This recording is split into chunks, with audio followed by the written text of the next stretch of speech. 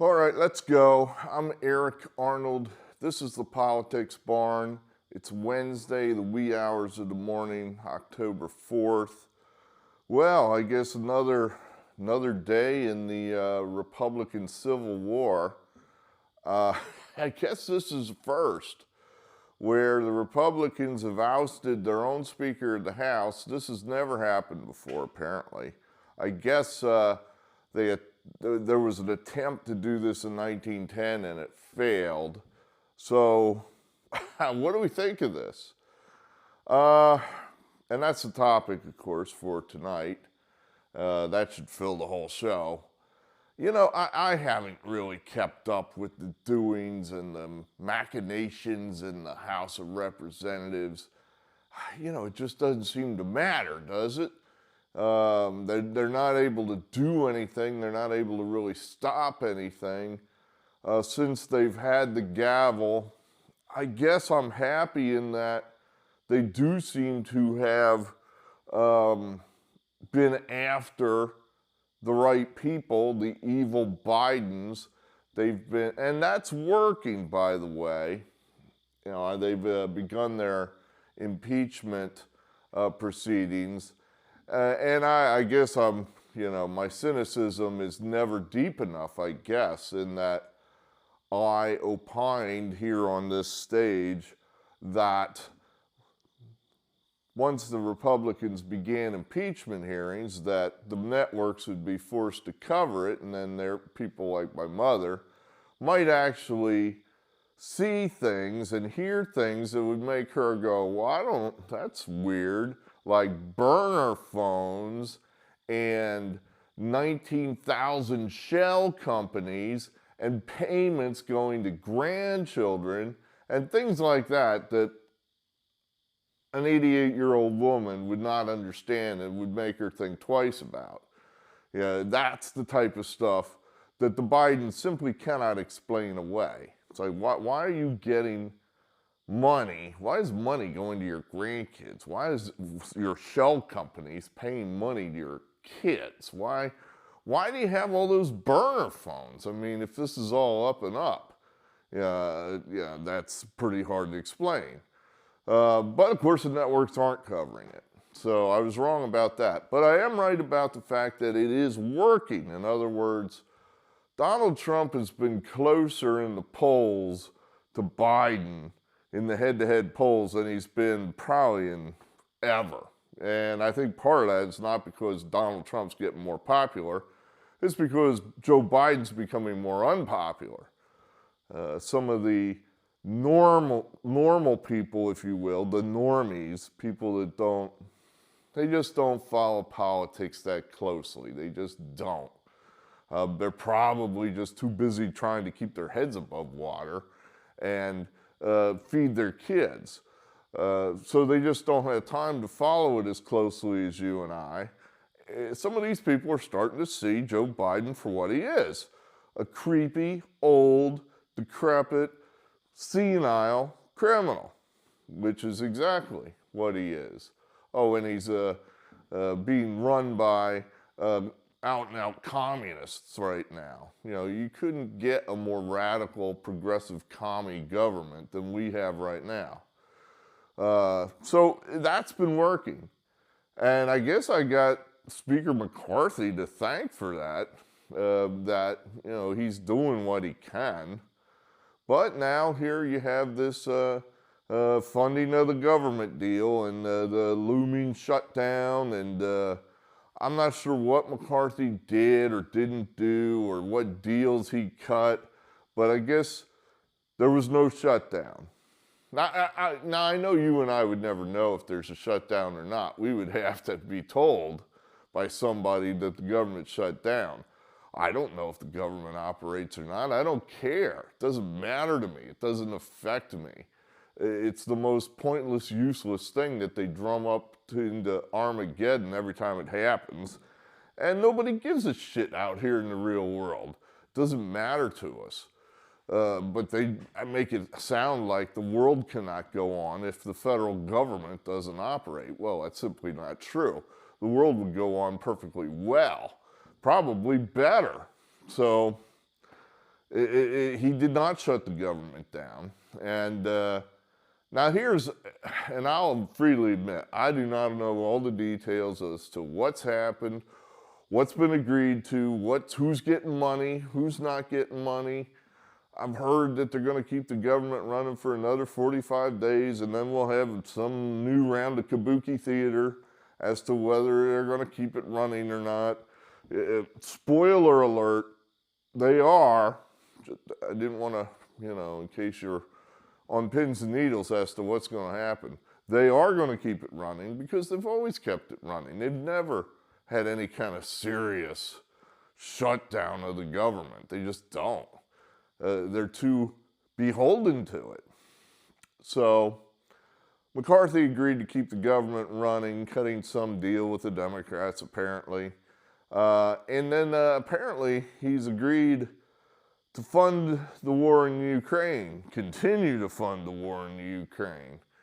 Well, this guy, Matt Gaetz, who appears to just be a backbencher congressman from Florida, I guess this guy, McCarthy has such a thin majority in the House, which is, who do we see about that? That absolutely should not be the case. But we did so poorly in the midterm elections that despite having every last favorable condition you could have as far as the elections go, we squeaked out a majority by just that much. So McCarthy has to get everybody on board when he's trying to get his caucus to do anything. Well, I guess this guy Gaetz is not on board.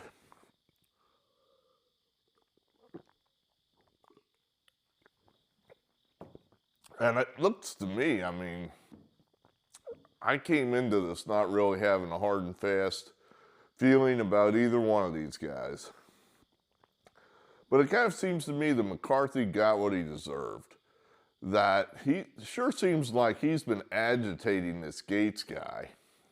And he apparently made some promises when they had voted him in as speaker, which they didn't want to do, that was clear. They never wanted this guy as speaker to begin with, and when I say they, I'm talking about the Freedom Caucus, the people who represent basically you and me. The people that are sick of business as usual in this country, in the Capitol, in the House of Representatives, the people that are left behind, that have no voice. The Freedom Caucus pretty much represents us. Unfortunately, there's not very many of them. So they said, well, we're not representing this guy who is a big government liberal. Well, McCarthy made promises, which I apparently had no intention of keeping, because from what I've read, he promised that we would return to regular order, which apparently we haven't done damn near 20 years. I guess regular order means that every year there's a budget, and money is doled out to the massive executive branch of the federal government once a year. And the committees hold hearings as to how much money should be allocated. How much money are we going to give to the Department of Corkscrews this year? I don't know. We need to get the Corkscrew Committee to get together, and they'll hold hearings, and they'll figure out how much can be afforded and how much they want, and then they'll meet in the middle, and they'll discuss whether perhaps they need to put more investments into corkscrews or less, or what have you. And then each department, that budget gets voted on by the entire House. Well, they don't do that anymore. They used to do it that way, but I guess that's passé. The way they've been doing it for the last 17-some years is they just roll it all up into one huge multi-phone book thick bill that they hand the representatives and give them 10 minutes to read. I'm not exaggerating too much there. And then say vote on it. Oh, under the threat of millions of people will die if you don't say yes. And of course none of that's true, but they're basically trying to blackmail you into voting for this stupid bill. And the representatives say, well, wait a minute now, I'd like to have a say in this. And they're like, no, you don't. You don't get a say in this. You just got to do what the leadership tells you. So you don't like it, too bad. And if you don't like it, we're not going to put you on any kind of committee. You're going to get no money from the national party. Good luck trying to win re-election with no money. So, of course, everybody goes along with it because they have to if they want to keep their jobs. Well, this guy Gaetz, I guess, has just decided to hell with all that. You know, that he's not going to go along to get along. And from what I saw, McCarthy just taunted the guy. Hey, bring it. Yeah, bring it. You want to try to oust me as speaker? Yeah, go ahead, bring it. Ha, ha, ha. Never been done before. Well, this guy pulled it off. He pulled it off. You know, he got 8 guys, I guess, or, 7 and himself, to walk the plank with him. And the Democrats, I guess, are so far to the left that they just decided, no, we're not going to help this radical Republican Kevin McCarthy. Kevin McCarthy is nobody's radical. He's certainly not a radical Republican. He's not a MAGA guy. He's a middle-of-the-road Republican. But the Democrats are so far over there in Stalin land that this guy probably looks like a frightening George Washington to them. So they're not going to help him. So they all voted to oust him too. So with the Democrats and the 8 Republicans that voted against McCarthy, he's out for the first time in history. Now, I guess it's hard for me to think like a Democrat because, I'm just not wired that way. I guess you gotta, if you're gonna think like a Democrat, this feels like a scene from, what was it, As Good as It Gets, where they asked Jack Nicholson, how do you write women so well? And he goes, I think of a man. I take away reason and accountability. Well, I guess you could start there. Take away reason and accountability from Democrats or a normal person, then you're halfway to being a Democrat. You don't care about consequences. The only thing you care about is winning and power. And if anybody gets hurt in your quest for that, too bad. So the Democrats, I guess, are thinking that this will advantage them somehow, this Republican Civil War. So why help out Senator or Representative McCarthy, Speaker McCarthy? So they let him sink. So now, who's the Speaker? I guess it could be anybody. I've heard them float out Trump, that they want Trump to be the Speaker.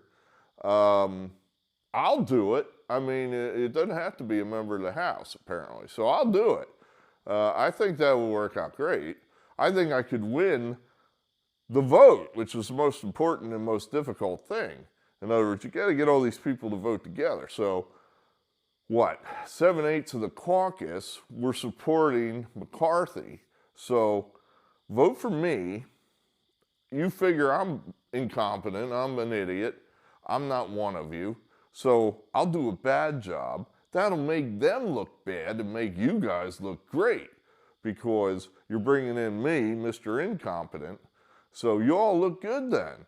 Now, as for the 1/8 guys that voted out McCarthy, you're saying, well, why would we want you? You're incompetent. Well, they think I'm incompetent. I'd actually do a pretty good job, and I'm with you. I'm much more ideologically aligned with you people that threw out McCarthy. So I think it'd be a win-win. But I'll keep my phone on. I don't expect to get a call, but I'll keep it on. But we'll see. I like I said, how do I feel about this? Nothing's going to change. Let's put it this way. Candy canes and rainbows are not going to fall from the sky because we ousted Kevin McCarthy as the Speaker of the House.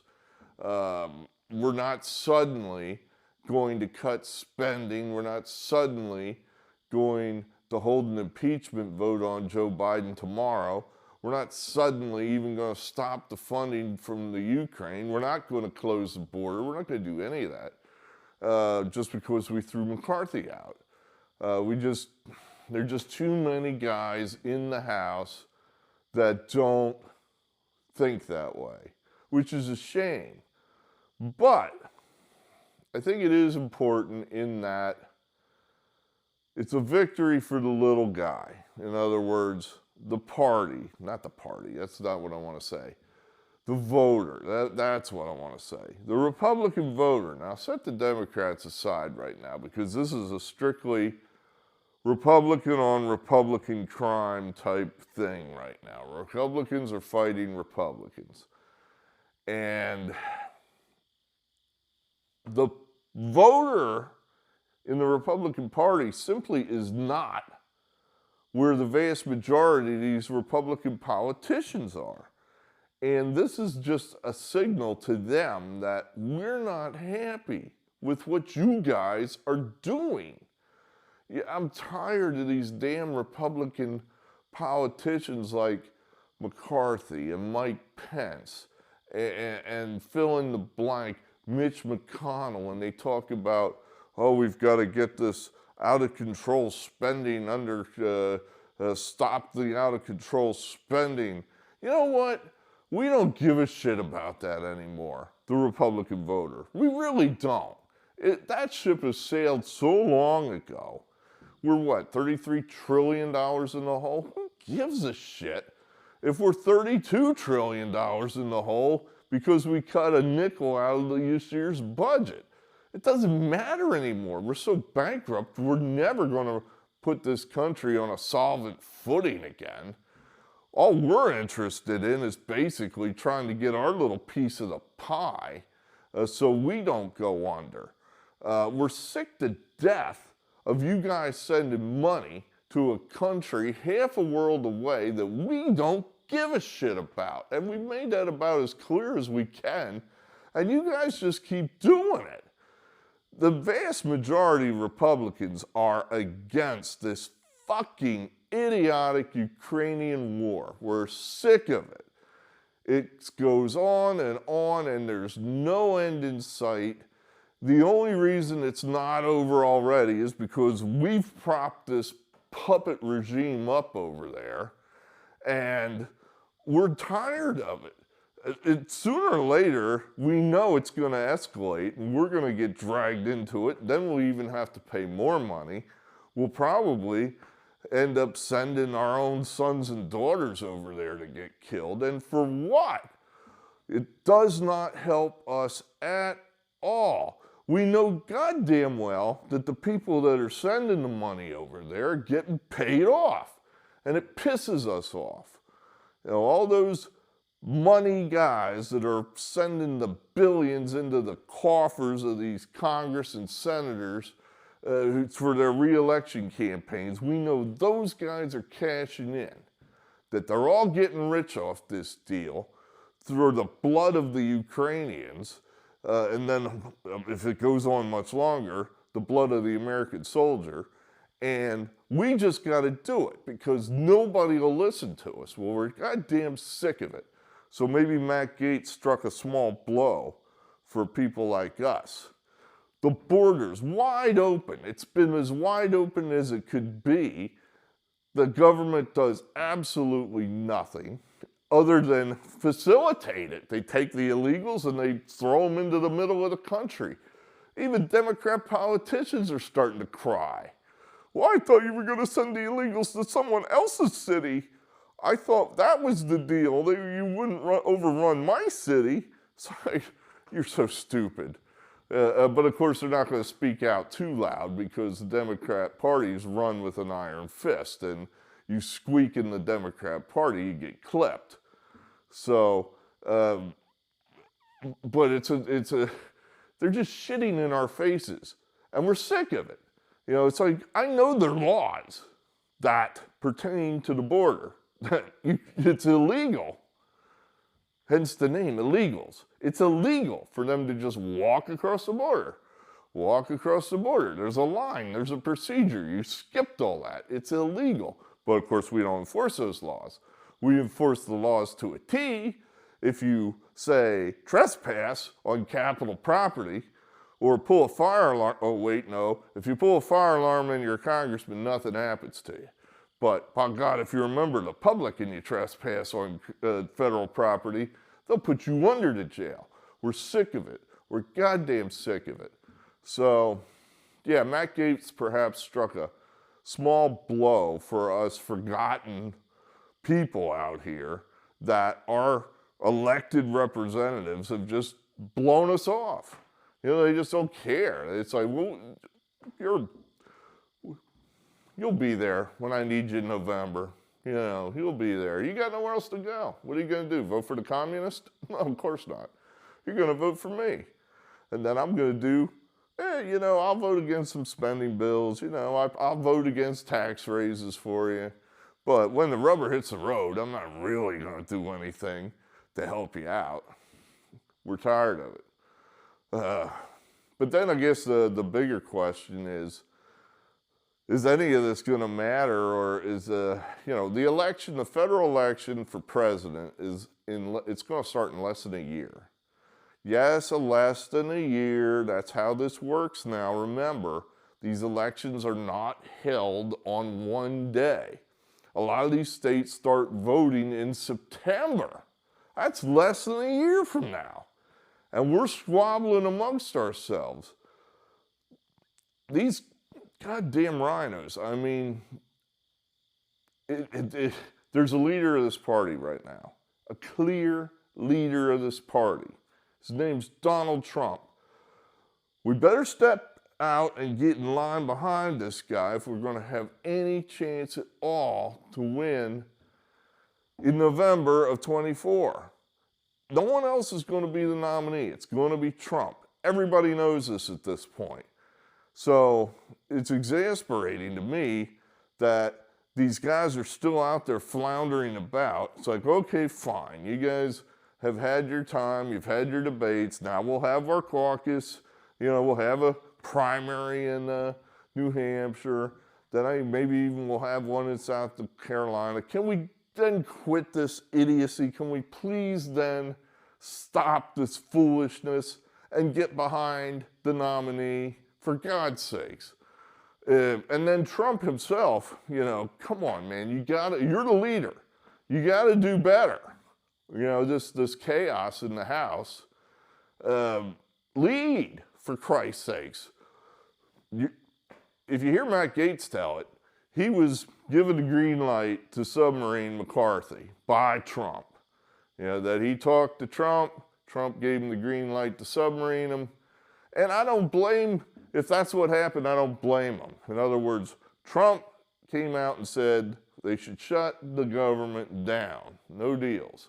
Well, go ahead then, and McCarthy does the exact opposite of what the leader of the party wants done. Well, then he should be ousted, and he has been. But now Trump needs to fill the void. Not with himself necessarily, but he needs to anoint somebody. And everybody needs to get behind that guy. And I don't give a damn who it is, whether it's some other rhino or whatever, but Trump needs to lead and say, this is going to be the speaker. And everybody line up and get behind him. It's about time that Trump starts throwing his weight around and saying, I'm the damn leader of the party. Everybody should get behind me, or we're just going to get more of the same, another huge loss. Now, of course, it would be helpful if he was able to, you know, do something other than simply attack all the time. You know, all his petty little attacks and digs at these other candidates. It's like, good job, buddy. I mean, you need these people. You got to make them want to follow you. And he hasn't done that. So we're in a spot. I don't know what, you know, Trump's going to be Trump. He ain't going to change. So we got to support the guy. You got to support the guy. I'm sick of these damn quizzling Republicans. I really am getting sick of them. I spoke to a whole bunch of them here over the past, let's say week. Number of them. One of them told me he wasn't even going to vote for Trump this time around. He said, I can't vote for Biden or Trump. I wanted to punch him. Just punch him. I was like, it was late, and I didn't want to get into a long discussion with him, so I just let it sit there. It's like he's not going to vote tomorrow, so I don't have to fix him immediately. But it's like, okay, you like communism then, do you? If the party splits, and it's very likely it will, you're going to get to live in California forever, basically. I mean, huge taxes. It'll be difficult to get ahead. You certainly won't be able to speak out. You're not going to be able to speak your mind. That'll probably, in a way, I almost thought, well, they'll take the guns. No, they might not have to. In other words, you can keep your guns. We're just not going to let you say anything. If you say anything, we're going to put you in jail. We're going to have hate speech laws, and we get to define what's hate speech. So if you are caught on any kind of online forum saying something like, I don't know if it's such a good idea that a boy should be allowed to use a girl's bathroom just because he wants to, you're going to jail. They can do stuff like that. Now, of course, they won't throw everybody in jail. There'll be all kind of measures they can take short of that you get the message. They'll just mail you penalties in the mail. They'll just say, well, yeah, you've been found guilty of the section 1, 2, 3, 4 of the hate speech section.